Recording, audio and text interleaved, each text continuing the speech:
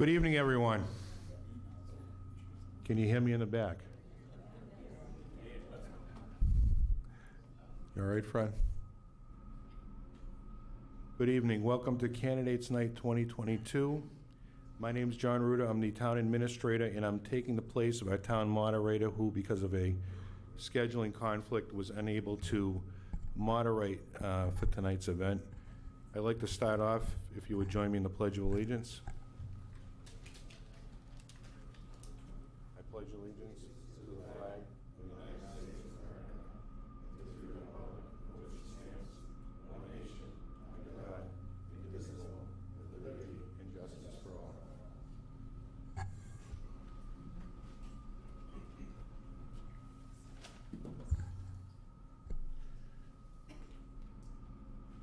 We had a little bit of a lighter attendance here tonight from the candidates than I think we were anticipating, so I'm going to have to change up the program a little bit on the fly.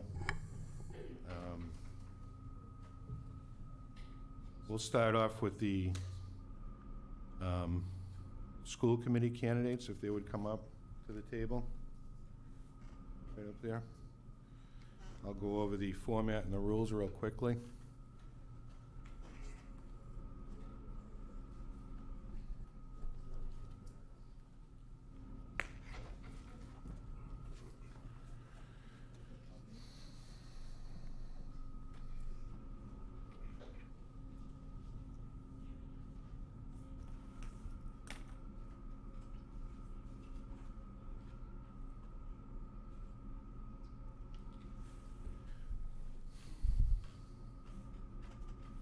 Okay, we'll start off with, I'll just go over the format.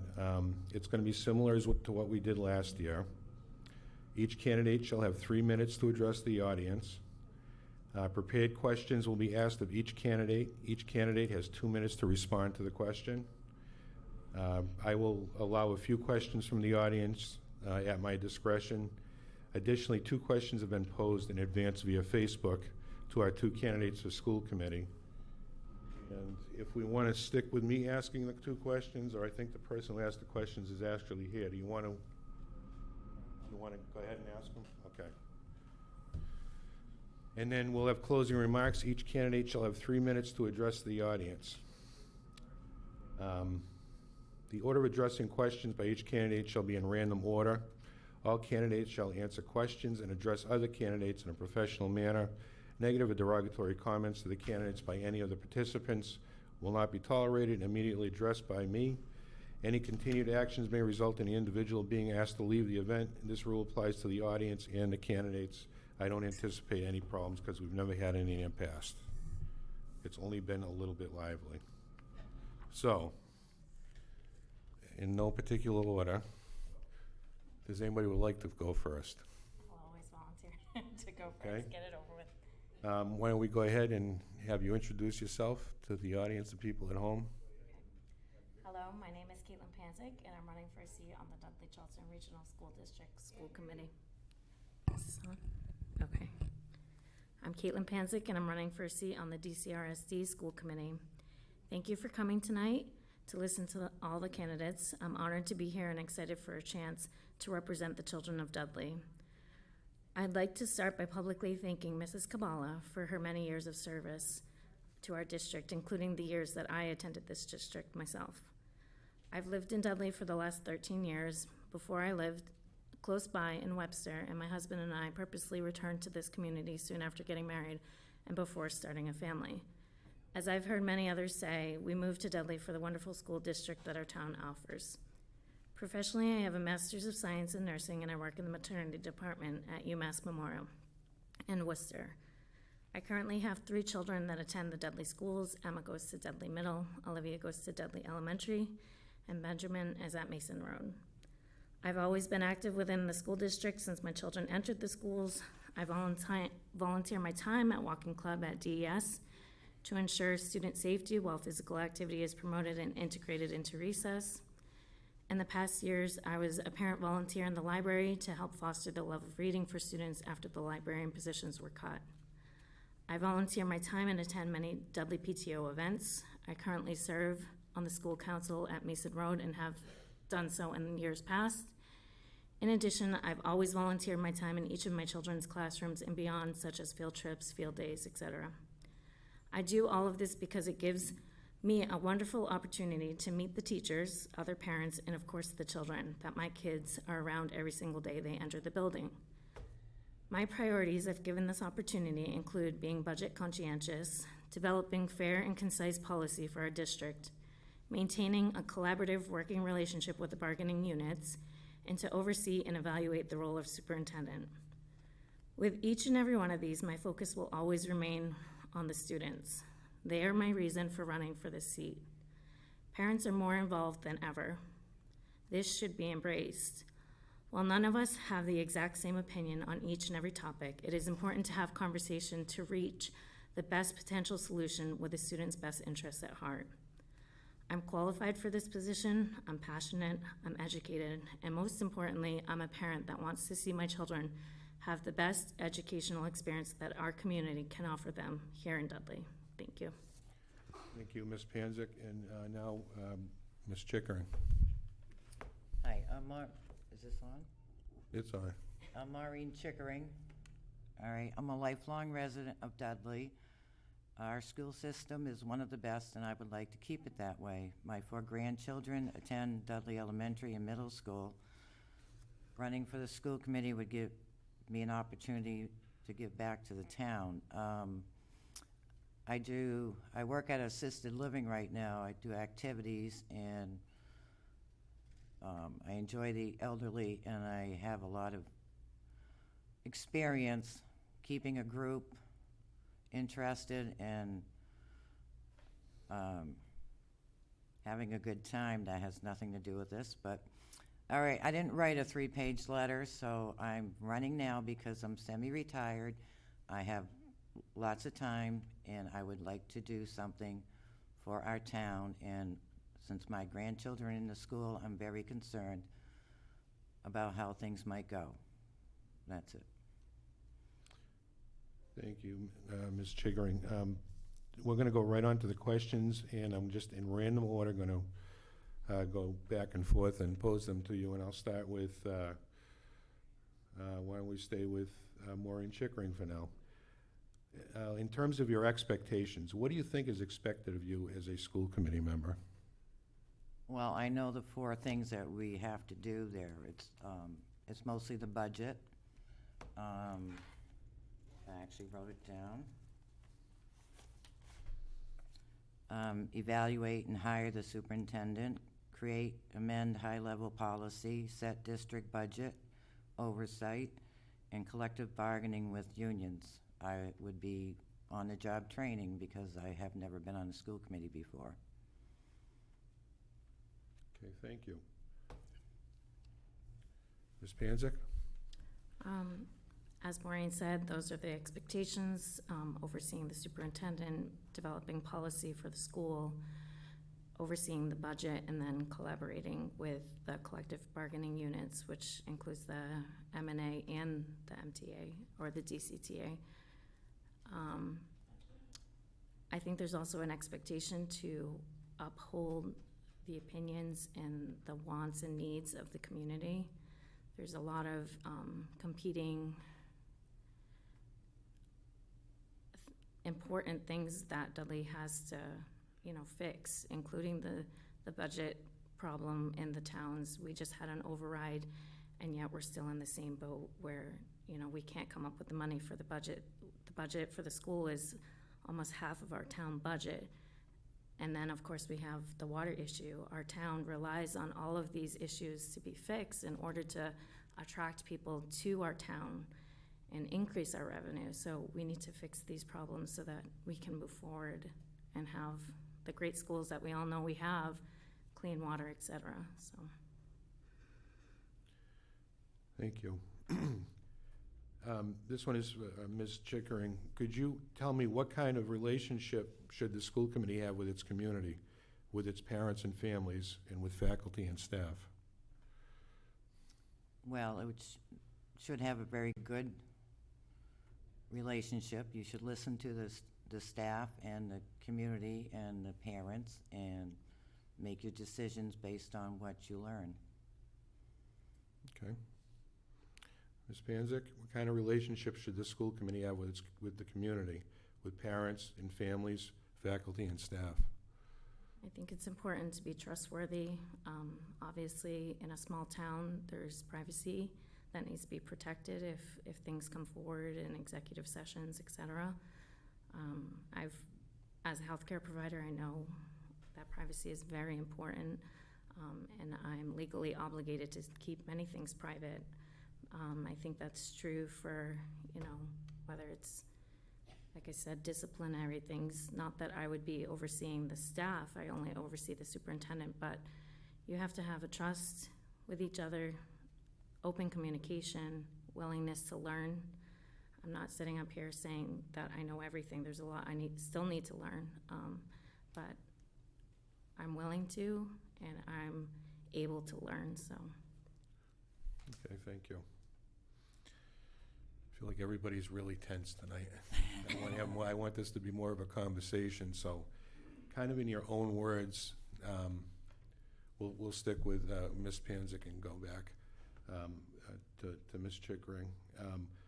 What do you believe are the current challenges facing the Dudley Charlton Regional School District right now? First and foremost, the budget. Like I said, we just had an override just a few years ago. The town overwhelmingly supported that, and it put us in a better place, but yet just a few years later, we're still making cuts. And I think that's multifocal. There's, a decrease in enrollment, which is, again, multifactored. I work in the maternity department, although I feel like birth rates aren't down, they are overall.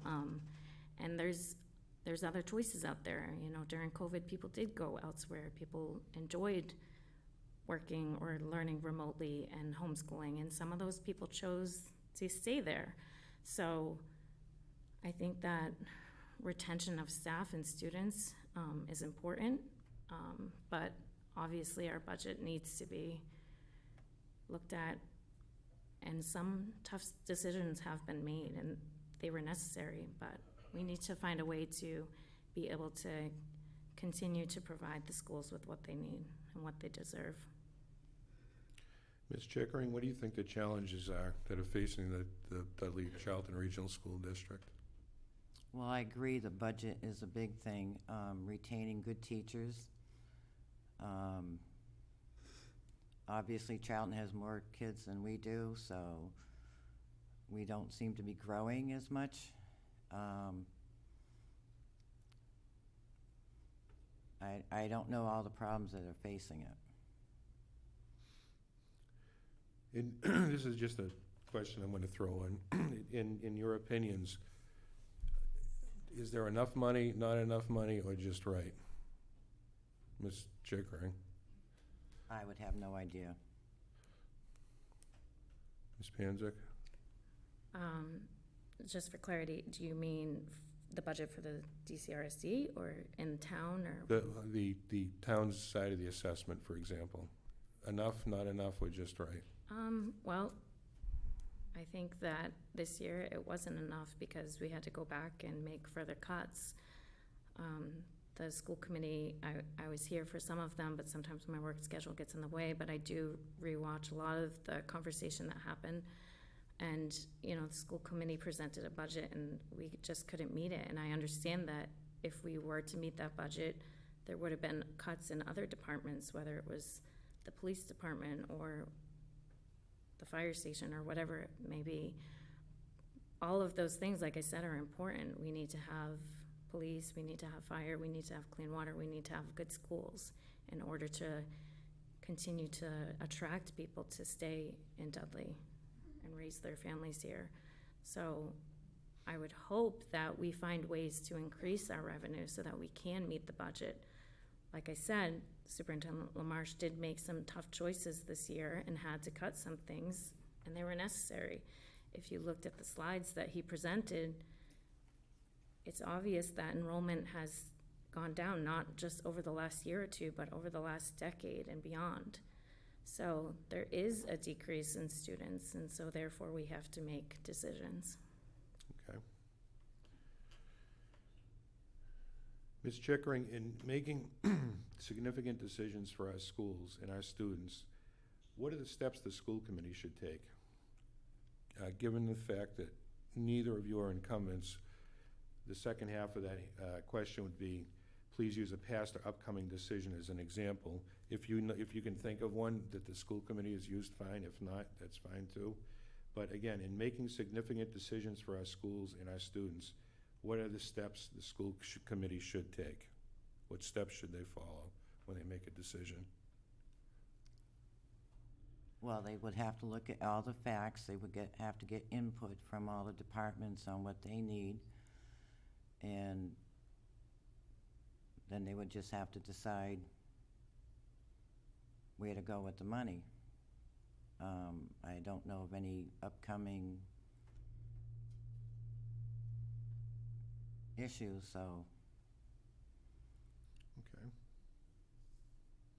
Can you repeat the first part of the question?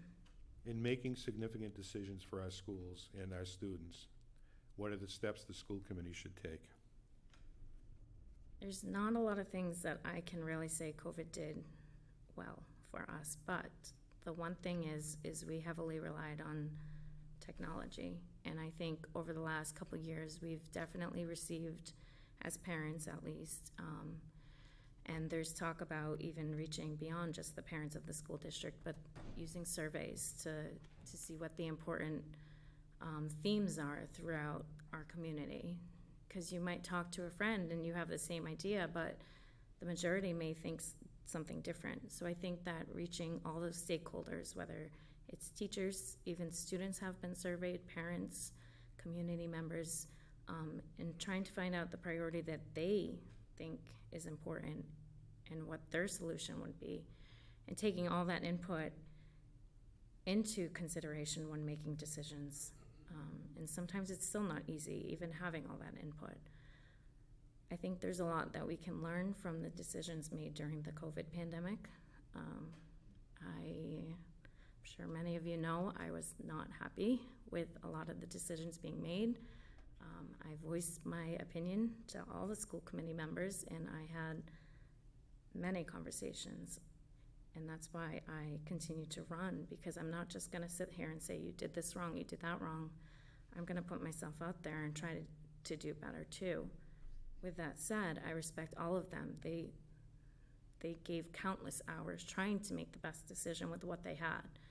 But moving forward, I think we can build on the mistakes made and fill in the gaps that were created during that loss of time. Okay. And, okay, so I've got my final question is a two-part question. Then we'll go to Mr. Donahue, who was here tonight and actually submitted a question via social media, but then he came here, so I like that much better. And then we'll give a few minutes for closing. Okay. So the final question that I have tonight is experience and strengths and areas of improvement. This is a two-part question. What is your past or present experience or connection with the Dudley Charlton Regional School District? Ms. Chickering. All right, I grew up in Dudley. I went to all the schools. My daughters went to Shepherd Hill and Bay Path. My 4 grandchildren are in the school. At one point, I worked at the school cafeteria. I volunteered for school trips, reading to classrooms.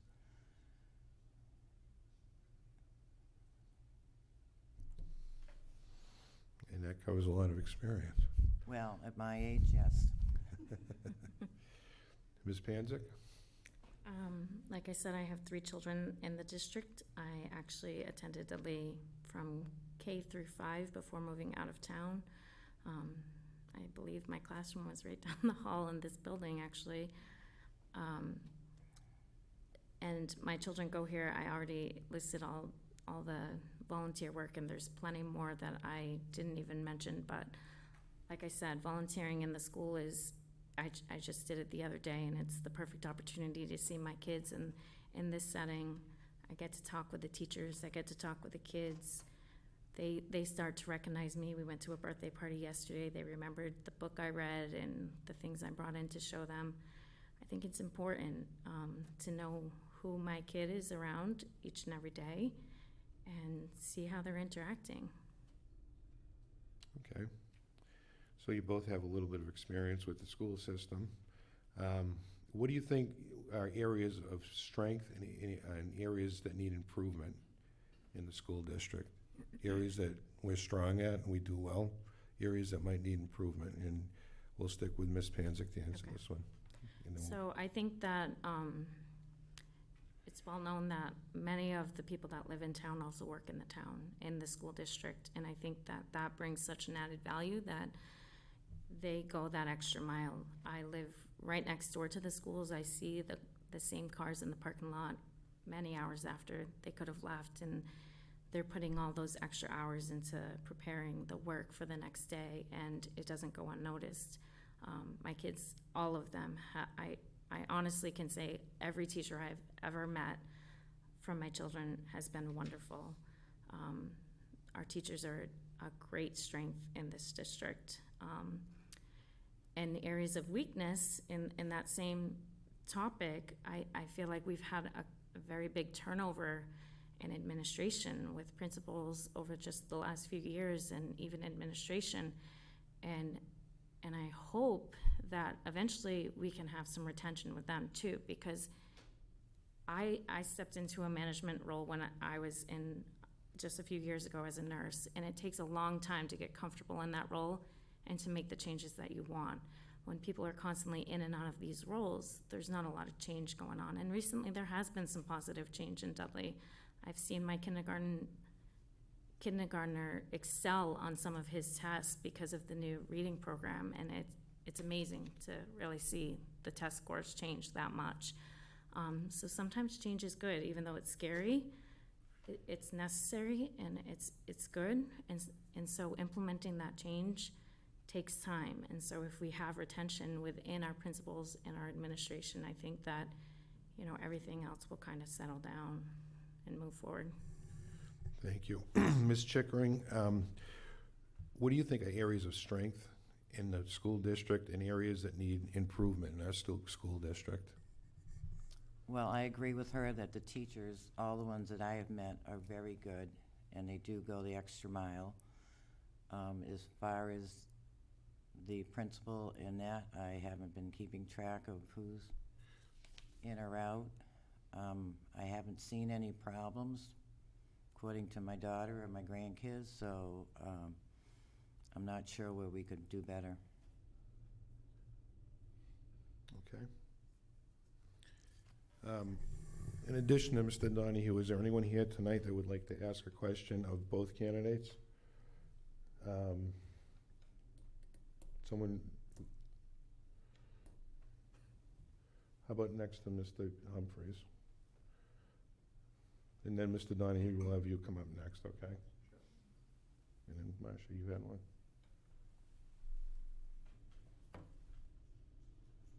Could you please identify yourself? Yes, I'm Mary Ann Bates. Okay, Mrs. Bates, this will apply to both candidates, correct? I would like to know, what is your criteria for banning books for either use in the classroom or in the libraries? I can answer that. So I think it's very important to have books accessible for the students. However, they need to be age appropriate. And I can tell you that I have 3 children. My oldest got a cell phone at a certain age. My middle child won't get a cell phone at that same age. So even though they're the same age, eventually, they're not different. They're not the same maturity either. So age appropriate in the sense that they need, even the youngest child in that grade or the oldest should be able to read that book. There's a place for all books, and a school library isn't the place for pornographic books. I don't believe in banning books. I'm pretty sure the teachers make sure whatever's in there is appropriate. Okay. Mr. Donahue, do you want to go next? Good evening, and thank you both for being here. If you'll permit me just a couple of moments to read before I get to the questions. So my name is Derek Donahue. I live at 5 Misty Meadow Lane in Dudley. I am the parent to 2 girls in the 5th and 6th grade at Dudley Middle, and I am also on the Parent Advisory Council. The comments and questions I'd like to address are something that we as a council have discussed in recent meetings, and I'd appreciate your inputs on the subject as it would relate to your potential school committee positions. My children's electronics time is limited, and they don't have cell phones. But unfortunately, with their ever-increasing schedules and activities, I'm dreading the inevitable. Even with these limitations, they have been impacted due to in-class issues, and we, parents and guardians, as a collective within the classroom, have even received emails from teachers asking to discuss the impact of texting, Snapchat, Instagram, TikTok, etc. with our children because of instances where our classroom dynamic has been disrupted. Cell phones and social media have been weaponized for cyberbullying. Studies by the Pew Research Center have shown that the percentages of U.S. teens that have experienced the following cyberbullying tactics are as follows. Name-calling, 42%. Spreading false rumors, 32%. Receiving unsolicited explicit images, 25%. Having their activities and whereabouts tracked by someone other than a parent, 21%. Someone making physical threats, 16%. And having explicit images of them shared without their consent, 7%.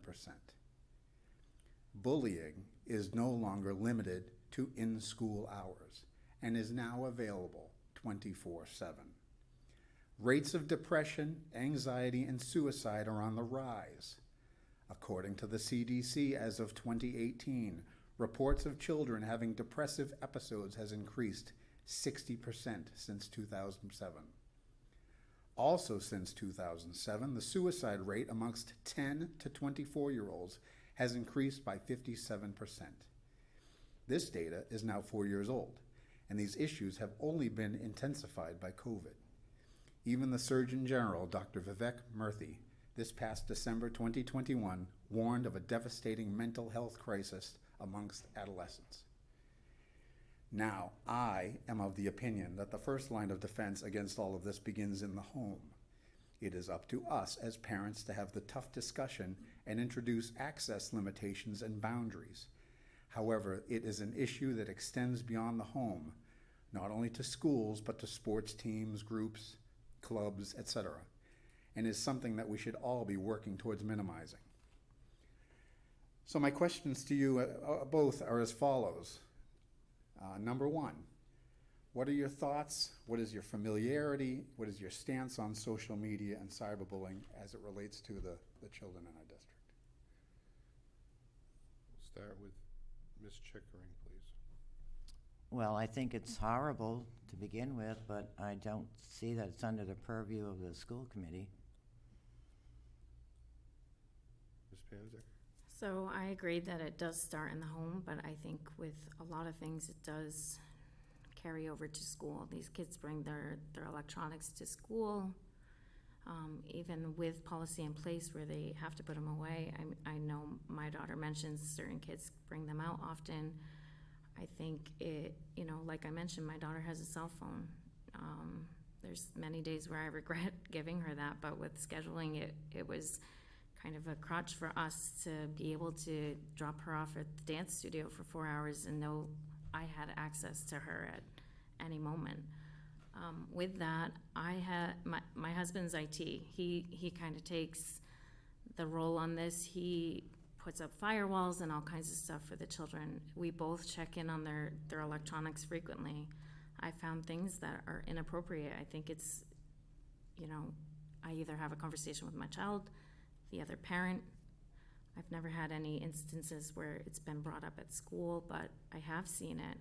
I've been a victim of bullying on social media myself. And although technology is a great tool, it definitely can be used as a weapon. So one of the things we've talked about in the advisory committee is kind of outreaching to the parents, okay? And that's kind of at the school level. And that's a work in process and something that, because of the delays and everything with COVID, will probably be, put off till next year. But my second question is, I guess, what efforts, because it does extend to the children, And I hate to say it, with some of the violence that's been involved in schools, there have been issues where those particular individuals have been bullied. So I guess what efforts as school committee members would you be willing to put forth in our district to mitigate some of these issues? And so I'm going to ask Mr. Donahue, that'll be we won't go into two-way because just in the interest of time. We'll Okay. leave it at this second one. So, Ms. Panzik, do you want to answer that question, please? So I think there's, when I was in high school and college, and before that, the internet didn't exist. It did, but not in every home. And as I got into high school, as I got into college, grad school, there was classes for the students, for me, that, said, you're writing this paper, don't go to Google and look up whatever. We had to be educated. What was a study that was reputable, peer-reviewed, such things? Look at dates, look at different things. We had to be taught those things. I think there's opportunity to teach children really how to be aware of their digital footprint moving forward. I, again, didn't have that as a child, and that can really affect you in jobs and careers later on. I've seen that happen to some of my siblings' friends. And then also the teachers to be able, not that it's their job to, mitigate this, but maybe detect and help and reach out to a student that might be suffering from bullying or any of those things that Mr. Donahue mentioned. Ms. Chickering, this same question. What efforts as a school committee member would you be willing to put forth in our district to mitigate some of these issues? Well, I would be willing to talk to the teachers and see if there was a path forward to do something about it. Okay. And then I'm going to go to Mrs. Wagner here. This is the final question, and if there's nobody else that wants to ask a question in school committee. Mr. Marcy wants to? Okay. Mrs. Wagner. I'm always nervous when I do this, so my voice will shake, but I'm encouraged by what you said, Ms. Panchik, about your children's experience in the lower grades. That's really encouraging, but I think your positive results are a lot to do with your involvement too. And not every parent has that involvement or has the opportunity. We've learned from the Worcester Telegram that Dudley's ratings are really going down, spiraling down. We used to have that reputation to encourage people to come into the town, and we're under the 25 ratings now. I wonder, your experiences with the lower grades, I'm not hearing the same positives for the higher grades as far as teachers' experience and so forth. And I do agree with you with the administration turnover. So my question to you is, it has spiraled down. Our ratings have spiraled down. Have you seen why that's been happening? Can both of you answer that question? Ms. Chickering, do you want to answer first? I have no idea. Oh, okay. Ms. Panzik? I think that being on the committee, I would possibly be able to dive into that question a little bit more than I can as just a parent and a resident of the town. However, I think that, when I was unhappy with a school just a few years ago and I looked at other towns close by and I looked at houses that were similar to mine and I looked at the taxes and they were double. And I'm not saying that our taxes are too low or whatever, but it does eventually trickle down. And so I think that in order to provide the best for our students, we need to fix our budget issue because we continue to cut. The cuts, the biggest one that, and my son's in kindergarten, that's my last child. When I looked at the potential cut to cut all of the kindergarten aides, my heart dropped because I can't imagine having 22 kindergartners learning to read and learning to cut with scissors for maybe the first time and only putting that on one person. Even having two people in the classroom it's sometimes hard to get to all of them. So the cuts that were proposed by the superintendent, I was just like, how are these kids gonna learn without these aides in the classroom, and with the potential foreign language cut in the middle school? And so when we continue to cut all these programs and staff positions, we're hurting our district, and we're not attracting residents to stay. One of my own neighbors came to this town, started in the district, and pulled her kids out to homeschool. So we have to do better in order to keep people coming back. Okay, thank you. Let me ask Mr. Marcy if he could ask his final question, then we'll go to our closing statements. Hi, guys. Thank you both for coming tonight. I know how hard it is to be up there, and I appreciate you both. So thanks for stepping forward. Two-part question, Mr. Ruda, if I may. The first is, I think you guys know I'm a special needs dad, and I would like to know what each of you would do to bolster our special ed program so we can help those that need the most help in our district. Can I go? Let's switch it up, and we'll go with you first. Okay. Ms. So actually, one of my children is also in the umbrella of special needs. There's a wide variety, but with watching one of the recent school committee meetings, there's a great need for parents to be involved with CPAC, and so I think that's a great starting point. That's something I even myself haven't really gone to and involved myself in as much. And when it was brought up at the committee meeting, I was like, maybe I should start to pay attention and get more involved with that, because they need parent volunteers. A lot of these councils and these groups can't function without both staff and parent involvement. And so I think that would be a great starting point, because from hearing Jean Costello and Jamie DeLovo talk, it sounds like it was a great community. And right now it's kind of dwindled down to just a few. So seeing that prosper would be. Ms. Chickering. I would look into the budget and see if there was could be more funding for that. My daughters have both, one of my daughters and a couple of my grandchildren have both had extra help at school for different reasons, and it's very important that we serve everybody. That's right. Thank you both. Second part, I'm going to lighten it up a little bit. I do this from time to time, maybe end it on a happy note. What's one thing that you would like to let the people at Dudley know about you that they may not know? Something fun or something interesting. Well, my morning job is shoveling manure in the horse barn. Mine too. That's where I get my muscles. So something fun that I have looking forward to is, when COVID hit, no one traveled, right? So ever since then, my family and I have been looking forward to traveling. Just a year ago, we traveled down to South Carolina. It was my kid's first time, and unfortunately, we have another trip planned. And if I were to be elected, I would miss the first meeting because we're going to be going to Jamaica.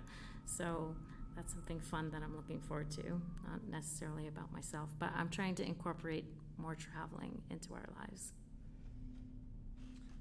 Okay, great. So in 3 minutes or less, let's go ahead and give our closing statements, if you would, and we'll start with Ms. Chickering. All right. I would really like to be elected to the school committee. I would love to serve the town, and I would like to find out a lot more about what's going on in the schools. I don't have any real issues. Like I said, I've been a lifelong resident. I attended all the schools. I actually went to Bartlett, because that's how old I am. But my husband's family have all been in town, and we have a business in town. I don't know if anybody remembers Whippoorwill Egg Farm. So I also picked eggs for a long time. That's another fun thing. And my daughter has a business at the farm now. We are into horses, and she teaches lessons, and so we're have a lot to do with the community.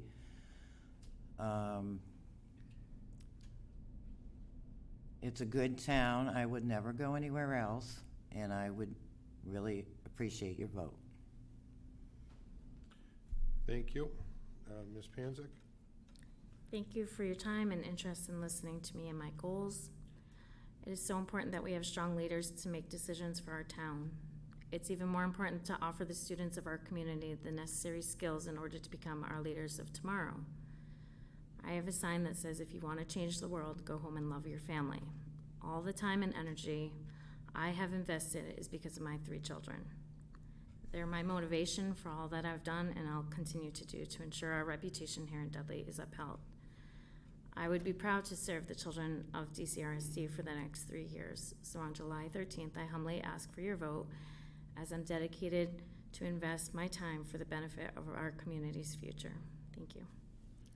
Thank you. And as Mr. Marcy noted, it's very difficult to be in a position that you're both in, to put yourselves out there to be scrutinized by your friends and neighbors, to serve in what is sometimes a thankless position. So I appreciate both of you taking the time to come tonight. Unfortunately, we can only elect one on June 13th, but we have 2 strong, great candidates, and I appreciate you both coming. Thank you. Thank you.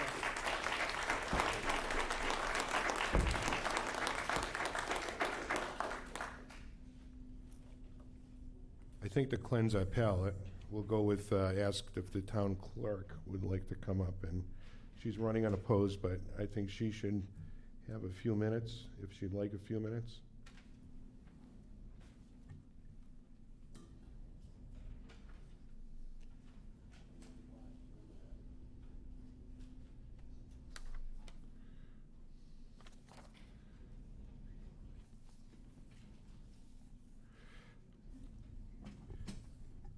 Laurie, I did have some questions, and I expected there to be more people next to you. I'm sorry, what? I expected more people on either side of you. Oh, that's who are okay. running unopposed that wanted to be heard, but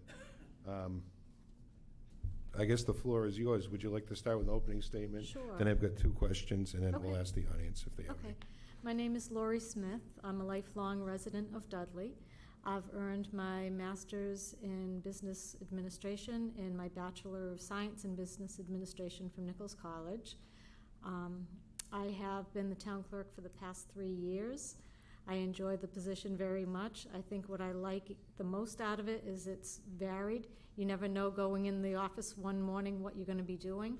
You think you have a certain project that you're going to be working on, and then that all gets shot out the window when someone comes to the window, or you get an email and you have something else that takes precedence. So I like the variety that we have. I think the position fits my skill set well, and I enjoy working with the public. Great. Could you tell me something that you're most proud of that you've accomplished over the past 3 years, and something that you're looking forward to accomplishing over the next 3 years to come? Okay, sure. I think over the last 3 years, we had a lot of changes due to COVID and how we had to operate on a day-to-day basis. Some of the changes that we had is the previous town clerk had gone and researched some new voting machines, which we brought to, we purchased the machines and we are now using those, so I enjoy, that's one of the things that I think is really good. But I think the thing that I am the most proud of, and I think really made a difference in all of our lives, is the clickers at the town meeting. If any of you go to the town meetings, you know how long they used to go. No longer do you have to count or take a hand count. And I know myself as much as well as other people. It's always a little intimidating when you're at a town meeting and you're voting. And I did it, I admit I did it, I think everyone else did it. You're voting and you look around and you see who's voting with you. Or if you have to stand up, now you've got that. You can vote honestly how you want. So say you worked for the school committee, school system, and the budget was coming up and you didn't really want to raise your taxes, or you didn't want to vote for an override. You could do it, or vice versa, or if you worked for the town and you didn't want to vote for something. So I think it gives a more honest representation of how people want to vote. So that's probably the main thing that I We've had a lot of changes over the year, but that's the best one. Can you tell us about the top one or two issues facing your office today, the Dudley Town Clerk's office? I think the top issue right now would be the voting. Since COVID, we had a lot of rules that were supposed to be temporary. Some of them have been made mandatory and permanent. We have a primary coming up on September 6th, and then we have the state election on November 8th. We still have not heard from the legislatures what they're going to require of us. I'm assuming that we're going to have the early voting again, which is 1 full week, including Saturdays and Sundays for the primary, and for the state election, it would be 2 full weeks, including Saturdays and Sundays. That gets to be a little taxing because there's only 2 of us in the office, and then we have our election workers, but I want either myself or Jackie to be there at all times in case there's an issue. In the mail-in ballots, it's amazing how much work that is. I know everyone loves it and they think it's great because you don't have to come down on election day. But when we did the primary, not last year, but the year before, we started mailing out and getting packets together in July for the September election. So it takes a lot of manpower and money. So I think that's one of the biggest challenges that we have. Okay. Any final thoughts that you'd like people to bring into the voting booth next Monday? I think I forgot to answer one of your questions, though, is what I wanted to do. And there's a software program that we have, if the funds are available, to keep track of who's in what position and who was in it previously. So if you want to, like, Selectman Paul Joseph is going to be not running this time, just to look up and see how many positions he had held over his 20-something years. It took a lot of manpower to go back, and I'd like to thank Olivia, the intern, for going through and researching all that for us. But with the software program, it would keep track of all of that for us, so we would have a permanent record going forward. So that's something I would like to do. Okay. Anyone here tonight that has a question they'd like to ask Laurie, or a statement they'd like to make to Laurie? Only have case. Hearing none. Okay, thank you very much. Thank and you I would very like much, to Laurie. ask for your vote on Monday, June 13th. The polls will be open from 8 to 8. Thank you.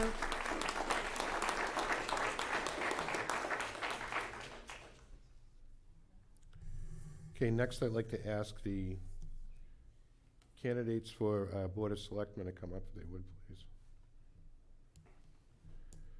Candidates on the ballot for Board of Selectmen are Jason Johnson, he's the incumbent running for re-election, David Durgan, and Mark Landry, who's seeking election to the board.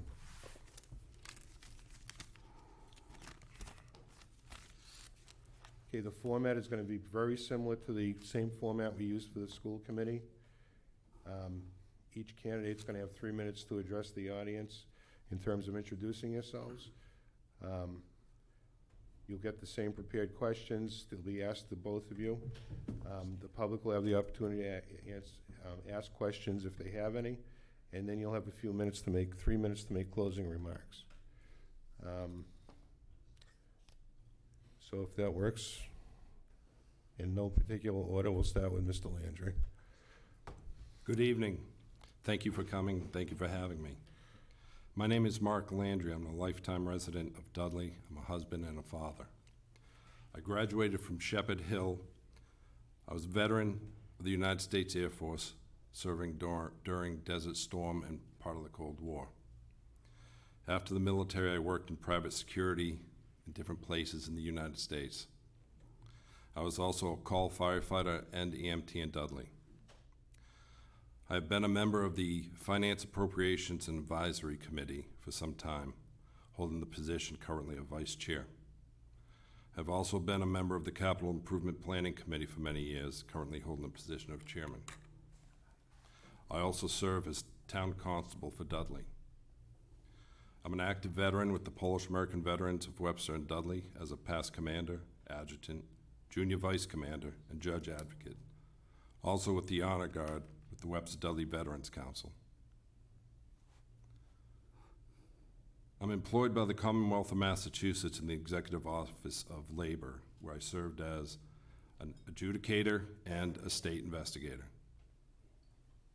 In short, I am invested in Dudley. Dudley is a great place to live, and I want to see Dudley grow, prosper, and become more self-sufficient to keep and protect our way of life. We already have a great public safety and public education at Dudley and need to work hard to keep it that way. We need to continue to take advantage of quality of life opportunities that are available to us. We need to expand our sidewalks, then maintain them, a new playground, parks, and a rehabilitated beach that will be accessible and available to our children and seniors alike. Our senior center needs updating, and our veterans needs are expanding day by day. Let's be there for them like they were there for us. Thank you. Thank you, Mr. Landry. Mr. Johnson? My name is Jason Johnson. I live in town with my wife Roberta, who's in the back, and my 3 children. I'm currently a leader at a medical device company locally. I have a Bachelor of Science in Mechanical Engineering from WPI and a Master's of Business Administration from Anna Maria. Fun fact, hopefully ruin a question later, I'm an Eagle Scout from Auburn. I'm currently a selectman in Dudley. I'm the vice chair under the stout leadership of Mr. Marcy. I've previously served on the Board of Health. I've been active as a board member and a coach in Little League, and as a committee member and chair and parent of Boy Scout Troop 273 in town. The Board of Selectmen provides a steady hand to guide the town and the departments that report into the board. And I really want to work, if the townspeople choose to elect me again, to work with the department heads to break up some obstacles and provide better oversight overall. Thank you. Thank you. I'll go right to the, we have 5 questions, 5 prepared questions for tonight. The first one is surrounding goals, and I'll ask Mr. Johnson first. What are the 3 primary goals that you wish to accomplish during your term as selectman, and how do you intend to accomplish them? The first goal is always to learn more. If you're able to learn more about the position, learn more how things operate, you'll be better able and better prepared to help solve problems. The second thing, I always choose to work with facts when available. And I think there's more we can do in town to understand the data behind some of the day-to-day activities within the town and provide some better analysis, look forward a little easier.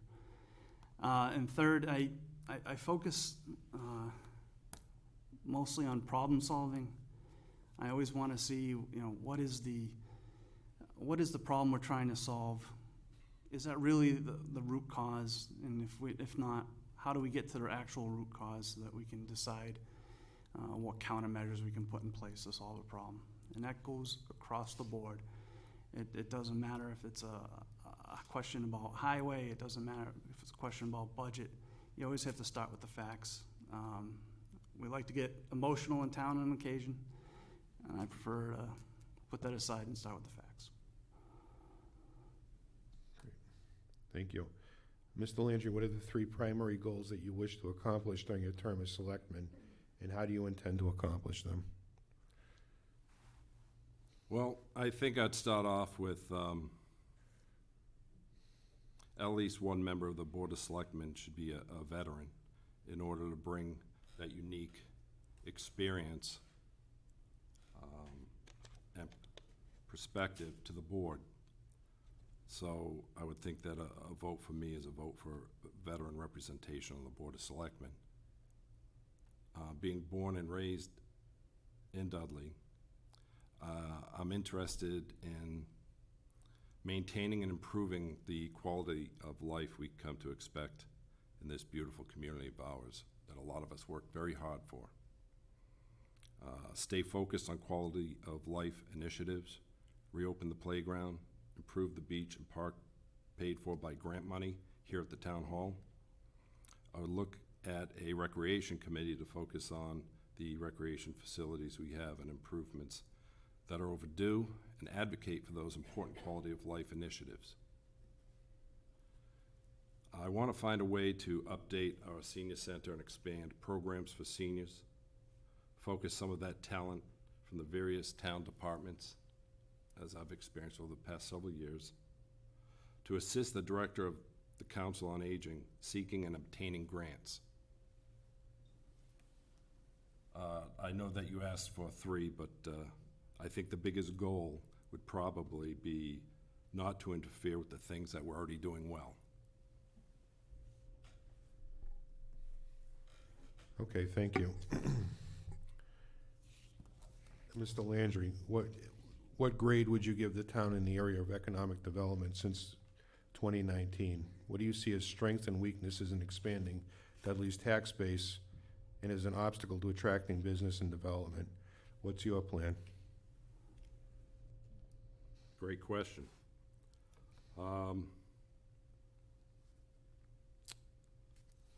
I believe, as I go through everything that I've spoken about already, I would give the town a B. Keep in mind we're coming out of the pandemic, so that's something you have to keep in mind. The B is good. We have the Stevens Mill, 1 cannabis operation, and they've continued to move forward throughout the whole ordeal. Another example would be the loans and grants that I've seen a couple of the departments get a lot. And to keep obtaining them the way that they have, to improve the infrastructure, which is absolutely critical to support any economic development, as you know. The town has moved forward so much in the past 3 years with the pandemic and everything else going on. I believe that we've got to keep it going and get the infrastructure and get the other businesses in here, build up that economic development in town. Mr. Johnson, what grade would you give the town in the area of economic development since 2019? What do you see as strengths and weaknesses in expanding Dudley's tax base and as obstacles in attracting business and development? This is an ABC scale. Sure. Probably a C. There's, and you know, it's, if you're not good at taking tests, you're not going to score high. I think with the limited amount of opportunities we've had in the past to increase the number of businesses in town, is around, you know, some things that we're going to have trouble getting around. Location is a problem. You know, you have to go through Webster to get to Dudley from the highway. If you want to shoot out to Southbridge to Route 20, you're going through a number of back roads. So it comes down to economic viability and catering to the things that Dudley's good at. We have a number of farms in town. We have opportunity for revitalizing economic spaces that thrived in the past. You know, I only kind of half joked with Mr. Clark in a meeting a few months back. Right, you know, we talked about parking at the mill.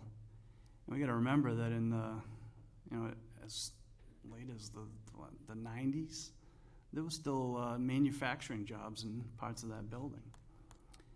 We had Ethan Allen down the road, so there's still buildings there. See a little activity with some plywood on one of the other mills, and you know, hopefully we can work with that owner or future owners on developing that property. There's still some opportunity with some industrial land that's zoned, and as much as solar can get a bad rap, there's some locations that some businesses may feel are viable to still create some revenue there. I'm really impressed with the changes in the water, which is necessary for every business, school, and residents along those lines. Without that, you're not going to have any potential for new business. So investment in that area is a long-term investment, and thanks to the Water and Sewer Committee for making sure that's moving forward, because that gives our business tax base the opportunity to grow. Without that, it's not going to grow. Thank you. Mr. Johnson, can you detail any government experience that you may have and any leadership and management experience that you have that you believe makes you or will make you even a better selectman? Well, I'd like to build on the last 3 years of being a selectman, but professionally, I focus on development of staff, education of staff. If you provide the right materials, process, and training, you can accomplish a great deal. So anytime any of the department heads mention that there's an education program, the first thing I ask is it for the employee and is it for the town? And when you check both boxes, it's hard to lose. And providing those opportunities to the employees of the town and other departments within the town is very important. Thank you.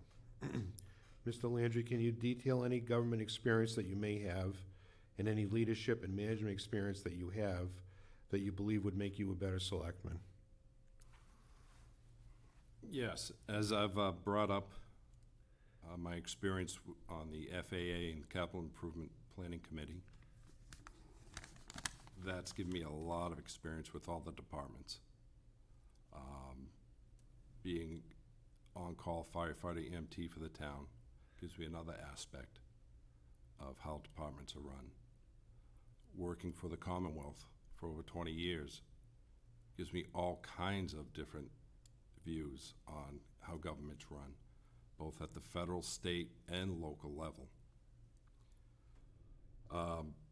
Being in the military, that helped out quite a bit. They'll teach you a lot there. There was a couple of years ago, the chief was kind enough to sponsor me to go through the part-time police academy. And you can learn a lot about where they're coming from, what their needs are, and what they have to go through. And that's critical. So in all, I have an understanding the role of government in general at all levels. I just want to make sure that we can continue at our local level to stay on course and keep our speed moving forward, and just be compliant with state and federal guidelines. Okay, thank you. Mr. Johnson, question is about cost of living. What is your position on local taxes? As compared to towns in southern Worcester County, how does Dudley stack up? And could you explain how you reached that conclusion? 11 years ago, we moved back to Dudley. Not a lifelong resident, but was born, lived on Warsaw, so took a little hiatus and moved back with young children. Two things I looked at was the school system and the tax rate. Best bang for the buck. What I didn't think about was the services that are impacted by that. Sitting in the selectman chair, you think a lot about that. You get to sit in a number of budget sessions where you hear very good descriptions and very good long-term plans, and very few of those have costs going down. I saw an article the other day about whether you want to call it inflation or you want to call it increase in costs, temporary increase in costs. Everything's going up. The materials that the highway department use, the price is going up. The fuel that goes into every town vehicle, it's going up. There's nothing going down as far as I can tell, other than the effort that goes into being part of a town. I'm dismayed by the attendance at town meeting, for instance. You know, these are the decisions that a lot of the people in this room go to town meeting and you vote on the budget. The opinions expressed in those meetings and the million meetings we have before that are very important. So although I don't want my tax rate to go up, I sure want more efficient use of them and to find ways to get more revenue. So that's a balancing act. It's pretty tough, and I think we're doing an okay job with it. Thank you. Mr. Landry, do you want me to repeat the question? Sure. It's about the cost of living. What is your position on local taxes? As compared to towns in southern Worcester County, how does Dudley stack up? And explain how you reached that conclusion, please. Okay. Dudley's tax rate compared to other towns around us in this county is one of the lowest, at about $11.70 per thousand. I enjoy that tax rate. I don't want them to go up. But I know that through the FAA, when we're doing the budget and we get with the Board of Selectmen, we're doing that budget right down to the penny every time. We don't have a cushion that we need for inflation or any price increases. We just don't. What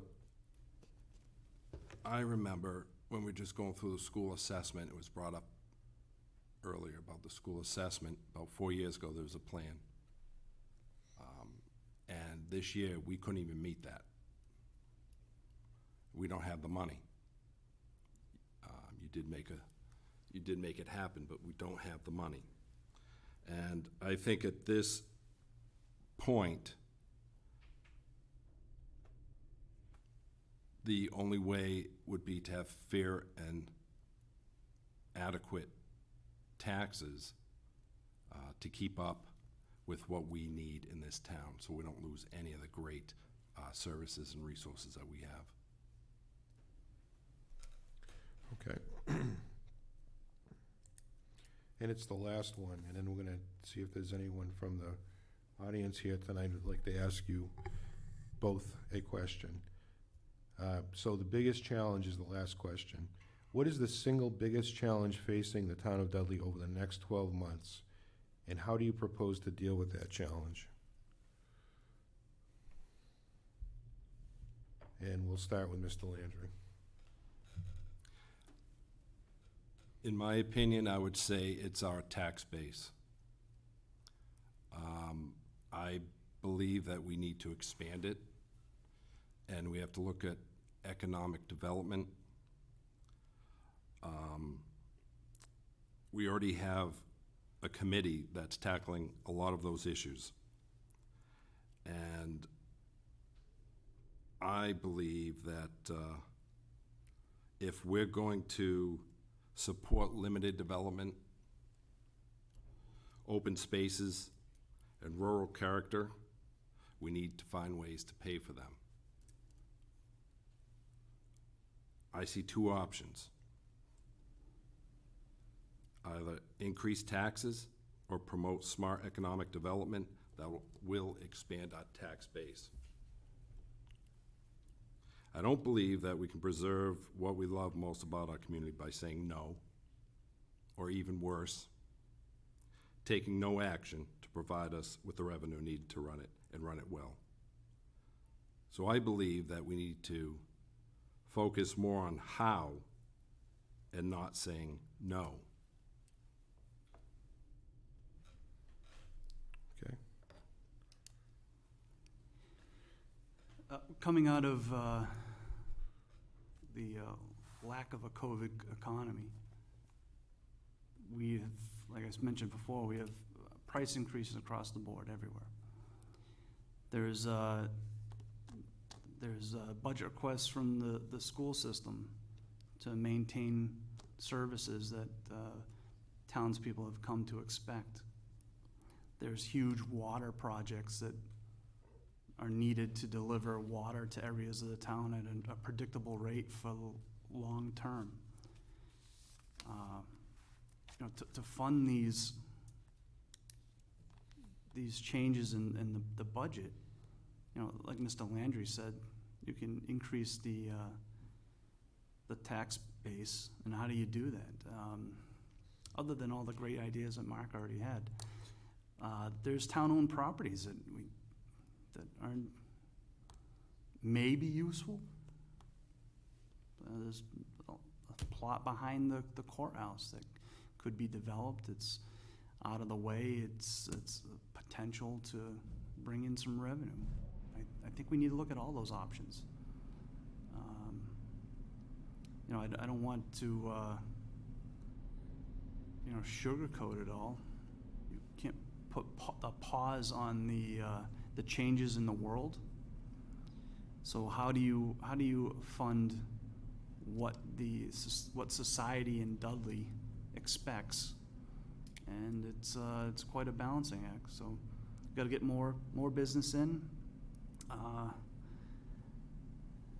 If you want to get some, Amazon's next owner to build a gigantic house that you can assess at $1 billion, you can get some money that way. But that's probably not going to happen. So it's through tried and true methods of bringing businesses in. The modern agricultural businesses that have been coming in are another way to get to revenue. So saying no is tough to those opportunities.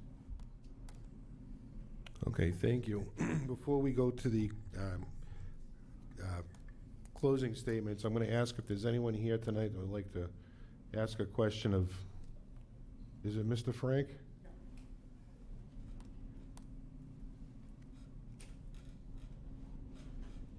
Jerry Frank. So I think the character of Dudley is very rural, and I think that's why a lot of people have moved here, including myself. But what we're really lacking, I think, in Dudley is a center. So we don't have we have a great library, a great town hall. We've got, a supermarket. We've got all sorts of stuff, but everything's spread out all over the place.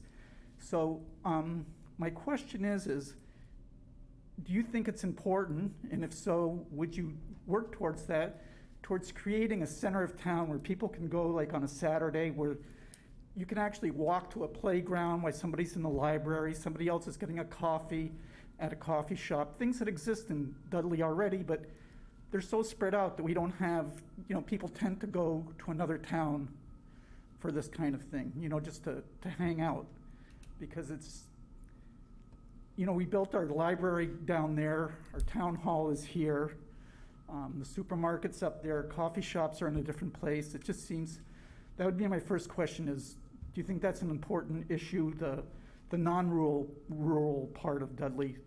Does that need to be built up or created? Mr. Johnson?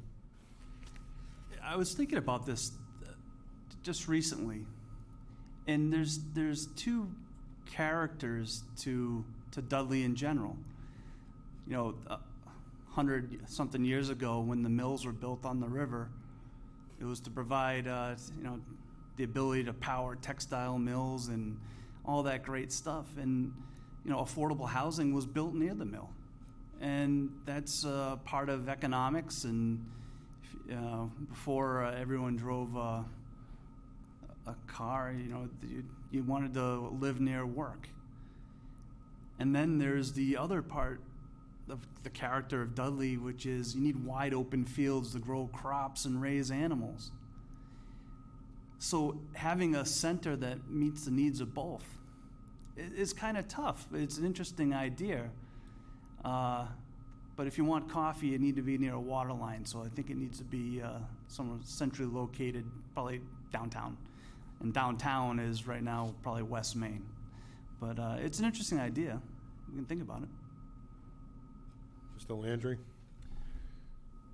Yes, I remember many years ago this was brought up as well, having a main street, having a downtown. And to what Mr. Johnson was saying, that was brought up that, well, West Main is our main street basically, before years ago, Center Road being it. And how can we build it up, and how can we, as what I believe you're saying, anchor them all together? So that we can go here, someone can go there, meet back here in an hour, everything will be fun. I think that with the town hall being here, in my mind, with the sidewalk project happening, connecting, so that when I'm driving up the street and someone's driving down and the poor mom or dad with the baby stroller is in the road, so people have to cross that solid line to come over to my area, and I have to stop or something bad will happen. So that will make a safe passageway in many areas, and it's just a start. Redoing the playground here so that families can come here and enjoy it. Putting a park out back so they can maybe have a picnic up there. Clean up the beach, have walkways there lit up. That way I remember growing up down by the golf course. The big thing was walking to the beach, going through the woods behind the school, walking all the way and back. We had sidewalk, it was safe. And our parents knew where we were. And then you have the Dippin' Donuts, and if you want to get a coffee and a donut. Yeah, so can I just add to that a little bit? You know, Dudley has probably more APR land than just about any community in Massachusetts, and yet we don't have a farmer's market. So I think that's the kind of thing I'm talking about. It just doesn't make, it just seems kind of crazy. If nobody else has a Okay. question, I have a separate question. Can I Is ask? there anyone else with a question for, okay, well, thank you, Mr. Frank. Mr. Marcy? Oh.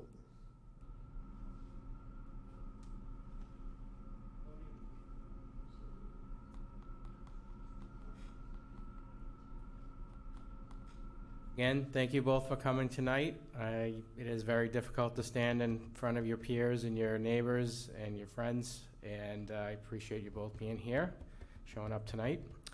The role of a selectman can be a challenging one, but yet very rewarding. And sometimes you have to make decisions that everybody doesn't agree with. And, you know, you both bring something different to the table. What I wanted to know is a little bit about your leadership style and how you approach problems, how will you work with the other members of the board and the other elected committees. And so not everything reports to the Board of Selectmen, Part A. Mr. Landry, you want to answer that first? Yes, thank you very much for that question, sir. My leadership is pretty simple. I don't like to complicate things. I like to get the facts. I like to bring them forward. I like to sit down and talk with everybody and listen to everybody, what they have to say. And I was told by someone who's not here that's very important that you realize you have 2 ears and 1 mouth for a reason, to listen twice as much as you speak. And I said, yes, you are correct. So I've learned that as well in the military. Just be structured, follow up, and communicate. But most of all, you have to listen so you understand where people are coming from and where they want to be. Thank you. Mr. Johnson? Well, listening is key. You know, there's an emotional aspect to every discussion. And how do you listen, understand what the person intends, and then create some agreement on what the facts are? are probably the key to any leadership issue. It's all about getting to the root cause of the discussion. And it's not easy. Over the last 3 years, there's been a number of conversations that have gone really, really well, the positive, and there's a few in the books that haven't gone so well. I was there, yes. Yes, Mr. Chairman, thank you. And those are all learning experiences until you are able to practice the craft. And I'm not the best at it. I like to think I'm always working on it and trying to get better at it. And leadership is about walking the walk, and so that, you know, it's not about dictating what goes on. It's about understanding what people need and what your customers need. In this case, the customer is the residents, taxpayers, and business owners in town, and trying to understand what they need and what their expectations are part of our communications with everyone we bump into. You know, how can we get 30-year-old problems like some private roads that want to become public ways? It's about the facts and listening, and then getting to the root cause and potential solutions. So that's my leadership style. Thank you. And part B, Mr. Ruda, if I may, I think you tried to preempt me earlier, Jay, but, you know, just again, I always ask this to contested races. What's one thing that the residents of Dudley would like to know about either of you that might be, shows your, from a personal side? Things that you've accomplished, things that are fun, exciting, and so forth. Thank you. Mr. Johnson. I show up. I'm here in person, answer questions. I'm at the events in town when work permits. I'm supporting the Little League when they need a few shovels of dirt, right? It's like, try to find ways to bridge gaps in communication if they don't exist. That's it. Mr. Landry? Very nice. I try to get involved, obviously, since I was 18, and I've been pretty successful in many ways. I'll continue to get involved with as much as possible or allowable here with the town to make it a better place.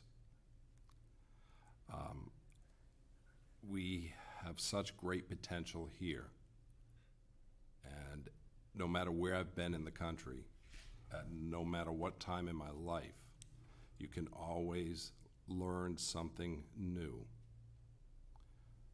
If you're in Massachusetts, it's different than Wyoming or Utah, where I've been, in an unnamed town. Get a haircut here, you just go to Peter's or something, clip, clip, clip, buzz, buzz. You go there, the man has a straight edge razor. And he's like, what do you want? I just want a haircut, that's all I want. I was probably 21. And he started talking about his daughter. And he's like, you know what? I just don't want her seeing the boys. Neither do I. Neither do I. So my sergeant's outside. I'm just, please, please, please. And he's a big, big man. And I've never experienced that here. Go to Artie's, get a haircut. I'm little. Yeah, you look like Fonzie. Good for you. And then I'm on my way. There, I got a big man talking to me with a straight edge in his hands. So you can actually learn a lot, listen, understand them, and find some humor in everything, every day, please. Because some people know my story, some don't. But I'm very grateful and lucky to be here today. Thank you. Okay, so we're going to spend a few minutes on our closing statements, and one more question for Mr. Frank, and then We're going to spend even less than a few minutes on our closing statements. Whereas this Commonwealth of Massachusetts has a 2050 roadmap to reach net zero, and that's coming up pretty close now, like in under 30 years. So my question is what is the town of Dudley, what do you think the town of Dudley should be doing, and what are you going to push for so that we can get there starting now where it's easier rather than ending up 10 years, in the year 2040 and we're buying, internal combustion engine, cruisers and stuff like that, which are going to be obsolete by the time we reach 2050. So we have to start now changing, or at least not, changing our infrastructure so that it's, cheaper and it's not going to cost us and we're not going to be, working under a deadline so close. So what can we do now to start working towards that goal that Massachusetts has for, that both the governor has signed and the legislature have signed off on the 2050 roadmap? What do you in other words, what would you do as selectmen to start that process now so that we're not, under the gun in 10 years from now? Mm-hmm. Well, Well, the first thing I thought of was, I see a lot of people out here that have probably a lot of great ideas on how to solve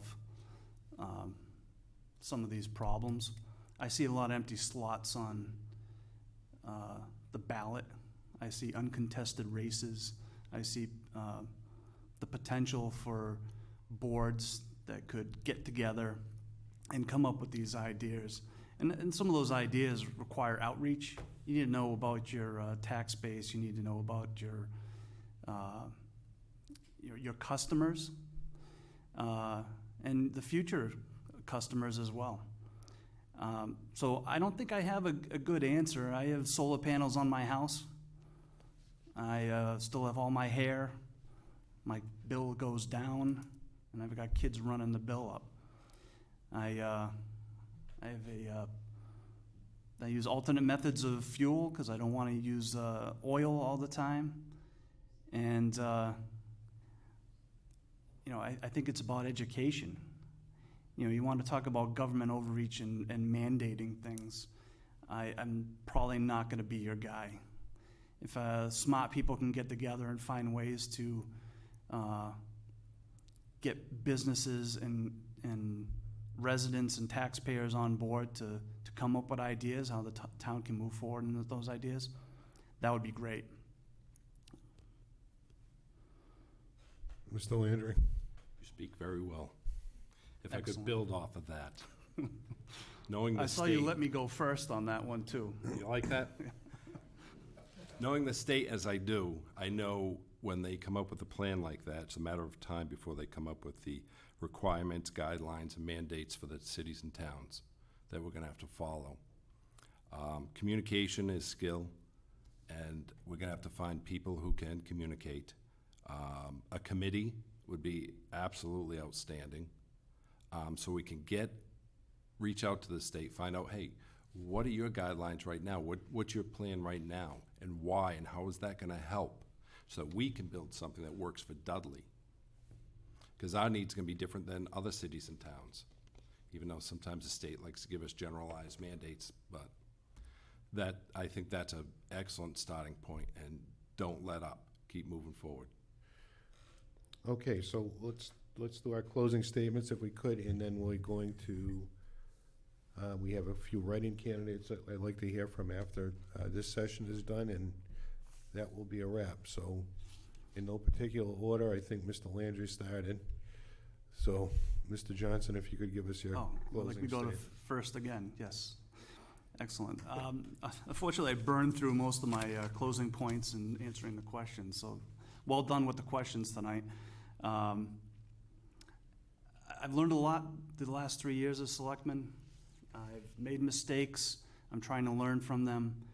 I think I provide an open mind and a different set of skills that allow us to look at some of these problems a little differently. Occasionally, it means I lose a 4-1 vote, and only Mr. Sullivan rubs it in. I'd ask for your vote. I'm willing and able to do the job. I believe I'm in it for the right reasons. I have no benefit from sitting here other than doing the right thing and trying to help the town. Zero benefit otherwise. If you think there's perks to go with this job, you're incorrect. It's about the love of service and love of the people that are around you. And that's always what it's been about for me. It's been like that since I've been a scout, and it's been like that for the last 30 years of my adult life. So if that's good with you, I appreciate your vote in a couple weeks, 1 week. Thank you. Mr. Landry. Yes, thank you. I would like to thank everybody for coming here and getting involved. I've been getting involved for many years. The selectmen so far have been happy with my performance, or they're not telling me. So time after time, when we recommend things to them, we have to do our research, we have to do our homework, we have to get the facts, we have to go out there and know what we're talking about, and we have to know what you're thinking and what you want and what you know. I think I'm not speaking out of turn here when I say the board, it's an amazing board right now. And I think I have a lot to take to it and make it even better than it is now. And with your vote, you can rest assured you'll have my undivided attention and focus on everything that I've mentioned. So I'd ask for your vote, please. Thank you. Okay, thank you, both candidates. By way of reminder, the vote will take place on June 13th, which is coming up next Monday. And we have two write-in candidates for Housing Authority. I'd like to ask them to come up.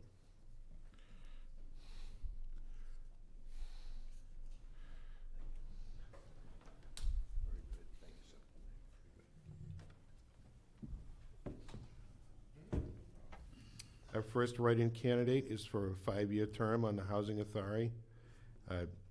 Daniel Yamchik. Yes, that's correct. All right.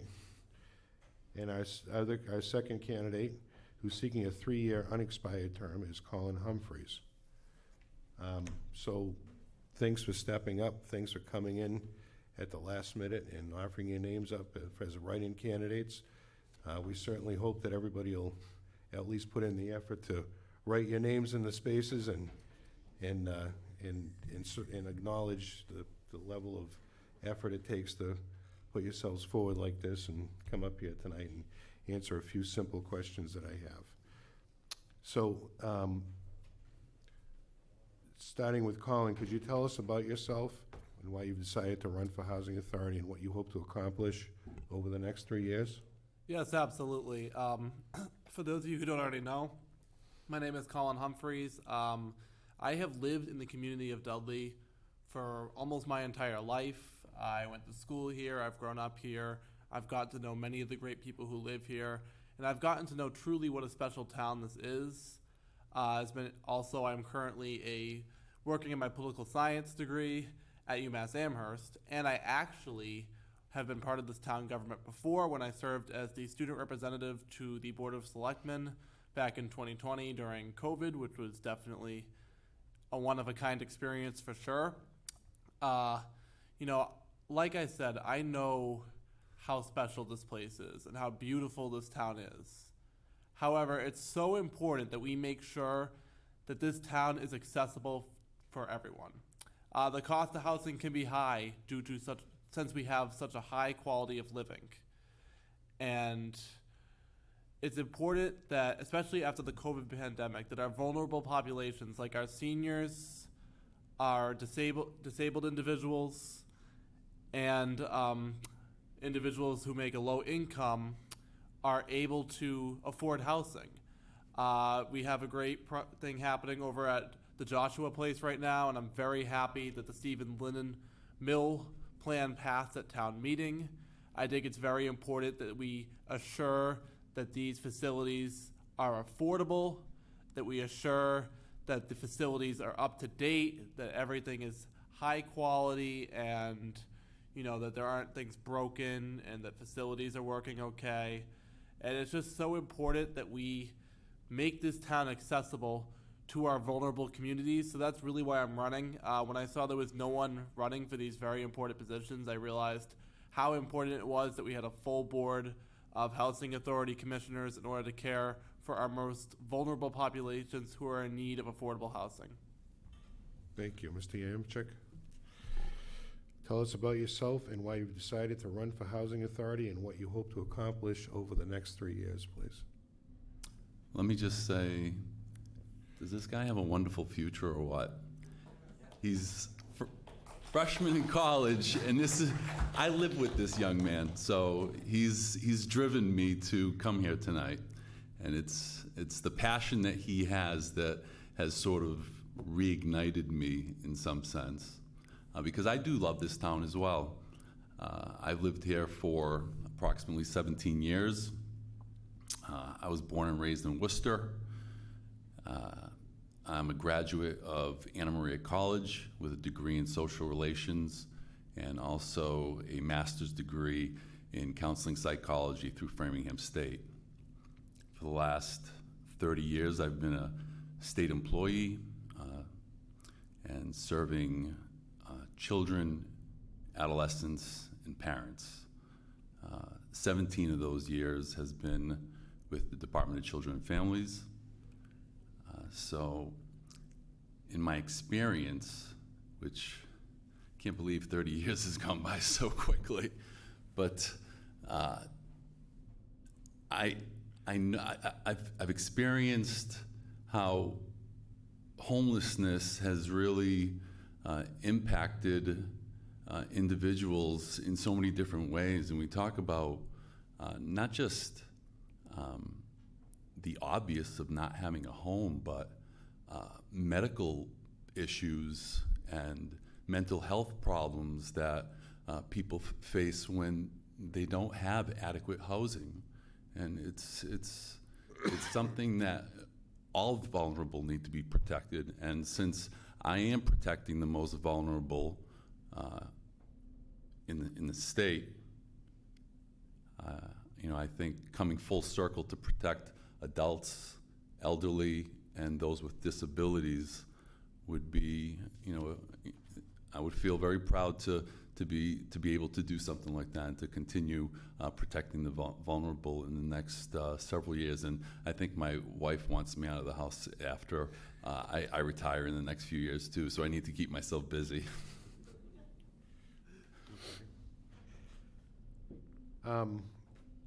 Starting with Colin, could you tell us about the top issues facing the Dudley Housing Authority today? Well, the first thing that comes to mind is the Stevens Linden Mill. I am so happy that passed at our last town meeting. It's so important. It's a beautiful place of land that's just sitting there, not really doing anything. And, it's going to provide so many homes for people who are in need. I think, honestly, that is our top issue. We need to make sure that these homes are affordable and that this project is done in a timely but well done manner so that we can follow through on what the town agreed on at the town meeting and follow through for people who live here and for people who are seeking to live here who might not be able to afford housing. Also, Joshua Place is another great housing facility where we've been housing seniors and disabled adults for as long as I can remember. Especially with the COVID pandemic, it has become especially hard for our vulnerable populations. It's super important that we continue to provide housing that is affordable, that we keep our costs low, and that we provide housing that is a quality standard of living. So after COVID, it's a huge need right now, more than ever, for affordable housing, and hence why I think we need to continue to maintain the great service that we have at Joshua Place, and we need to get to work on the Stevens Living Mill project. And I will be happy to offer up my services as a commissioner to make sure that this happens and to make sure that we have a town that is affordable for everybody. And Daniel, could you tell us about what you believe are the top issues facing the Dudley Housing Authority today? I think if it's across the board, I can only kind of share from my own experience in the work that I do when I see people who are homeless all the time. And a lot of it is getting support to be able to navigate their way to affordable housing, not really knowing the way to go. Rental assistance, that's a huge issue. Just not being able to afford to pay for housing and where do you get that help from? I think accessing resources is something that I do have in my current line of work, and honestly, being in this position and not really being well informed, it will help me become a better decision maker in my role in the work that I do every day. So it's going to be a learning experience for me. So he's the politician in the family. I'm here to just help out as much as I can. Definitely helping out. So I thought that, is Laurie still here? Can I put you on the spot and ask you how your office handles write-in votes? Because, yeah, please. So maybe we just talk about if somebody wants to write in, either of you, what the best way to do it from the town clerk's perspective Okay, is. so there's the two positions that are open, the 5-year and the 3-year. You have, when you're instructing people and going around trying to get people to vote for you, make sure that they go for the term that you're going for. Because they call and somebody wrote your name in for the 3-year and the 5, we wouldn't combine them. It's only for the office where they write you in. Because we do have our new voting machines, the tabulators, we cannot run through any of the ballots with stickers because they'll jam up in the machines. So all of them would have to be a hand count.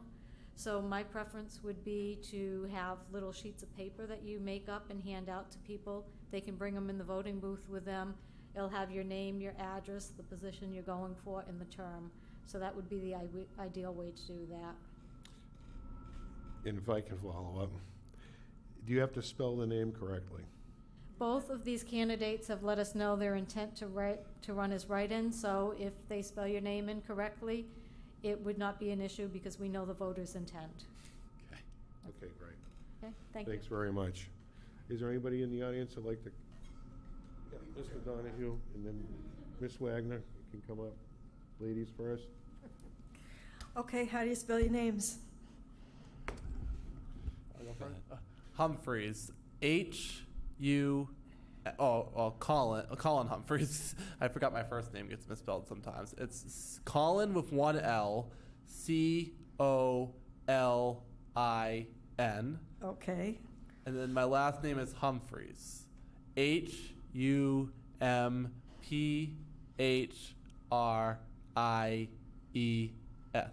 Okay, because I have friends Humphrey, and that's not the same. I know a lot of people Yep. confuse it with a Y. Okay, and Nice Irish name, Daniel.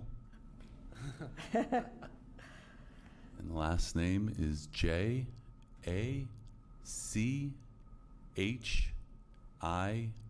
as in Mary, Czzyk. and how many years for you? 3 or 5? Oh, sorry, the 5-year term. Okay, Colin? 3-year term. Okay, thank you. Is there anyone else that would like to come up and ask a question? Yes. Mr. Donahue? And I don't even know if this is something you can answer because it may be driven by the Commonwealth. I have an elderly parent who's been on the wait list for either Dudley, Webster, and some of the other towns for probably going on 2 years now. Any of my inquiries as to where she is on the list is met with, we don't know or we can't. Maybe they just very well can't say. But it kind of leaves us in a vacuum because we have no indication of what we can't plan forward, you know what I mean? So I don't know if maybe at this point you don't know, but I mean, would you be willing to, if it's within the realm of the area versus the Commonwealth, to be able to be a little more transparent, to open that up to kind of give people that are waiting and serious. And I've had conversations with housing authorities where they say, you know, people sign up, they go to the website and they sign up, but they sign up for every available town. So they get lists of thousands and thousands of people that has to be whittled down. Is there a means to kind of communicate that to, you know, people that are looking for an, you know, possible residence? So, thank you. Well, I personally think that, you know, I don't know what the rules are in terms of what can be disclosed, because I don't know what's behind that. But in any place that's successful, communication is the key. So I'm open to transparency and being able to communicate. In my line of work currently, they say if you can do this job, you can do any job, and I'm constantly communicating because I have to, and it's important that people be responded to. So I'm efficient in what I do at work, and I would do the same here. You know, yeah, I would honestly have to say the same thing as Dan. I don't know what the exact rules are. However, I 100% agree that transparency should be a priority. Nobody should be left wondering what the process is, where they are on getting a house. They should know what it is every single step of the way. Anybody who's known me in the political realm before, in my past endeavors, I usually like to in-depthly write up on Facebook or share to a website exactly what's going on in my work, exactly so that the residents of the town know what's happening. So I will certainly provide my services in that way, but I also think the board and the Housing Authority could be more transparent in sharing these numbers with people. If you look at our website, it's definitely lacking a little bit. You could tell it's been there for a couple of years. That's something that we could improve to make sure that this information is getting out to the people, and also to make sure that our meetings are accessible. I was scrolling through the town's YouTube to try to find some Housing Authority meetings before I ran, and let's just say they were hard to come by. I did not find any recordings. I don't know if it was just an issue with whatever I was doing, but obviously that's an issue if people can't access it easily, especially somebody like me who's 19 years old.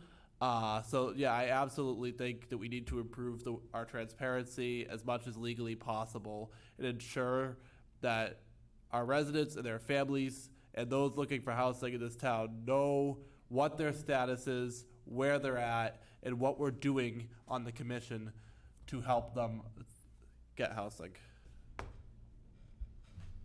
Mr. Frank?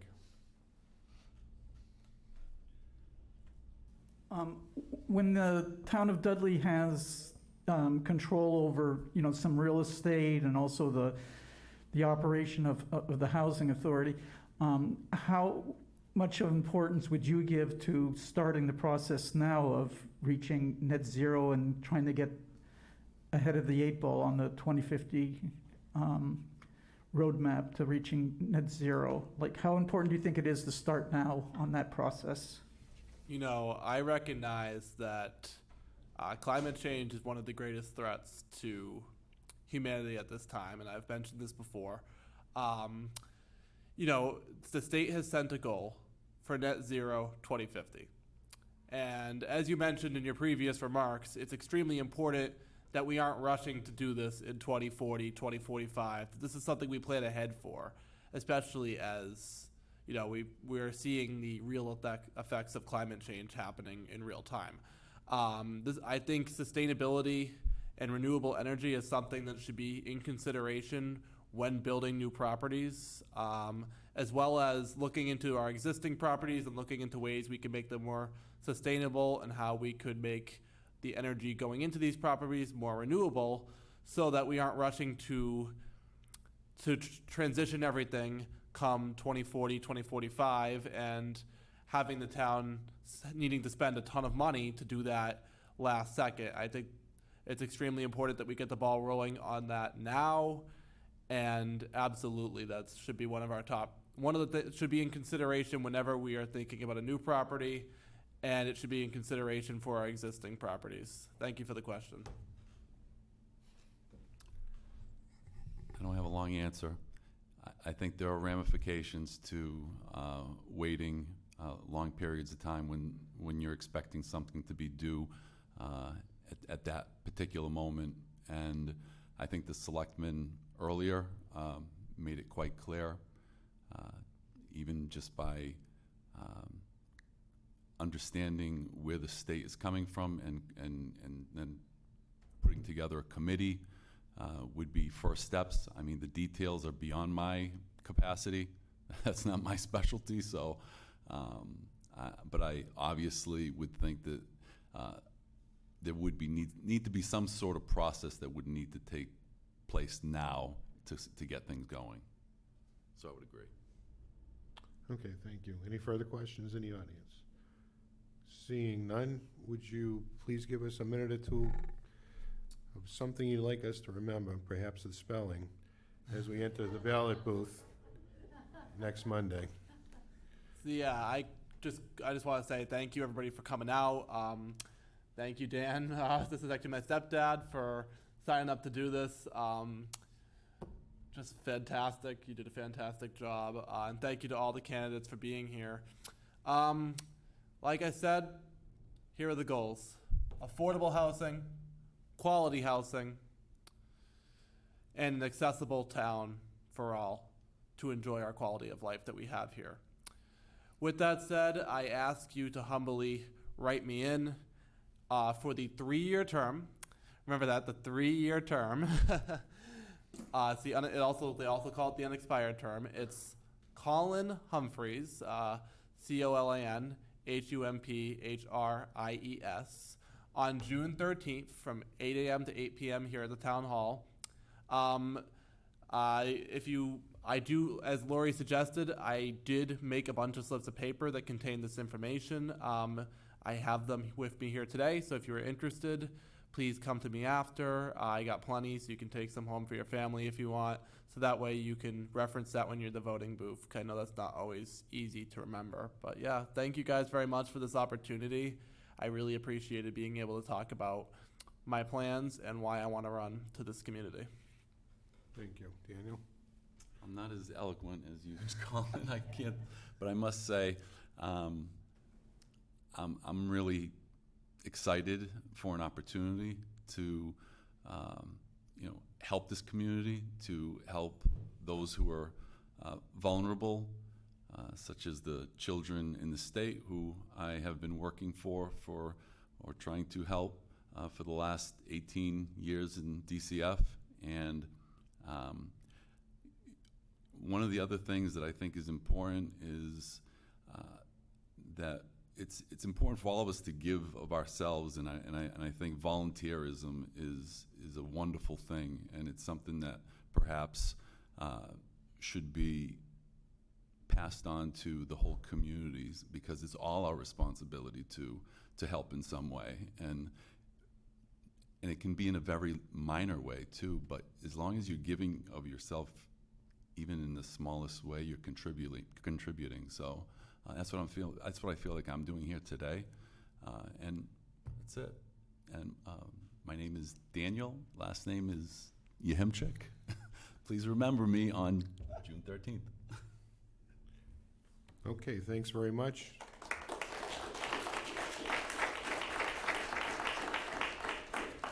I'd like to thank everyone all the candidates who came out tonight, everyone who came out in person to ask their questions, and those who are watching at home, in order to make a more informed decision on your local government on June 13th. So again, thank you for coming out.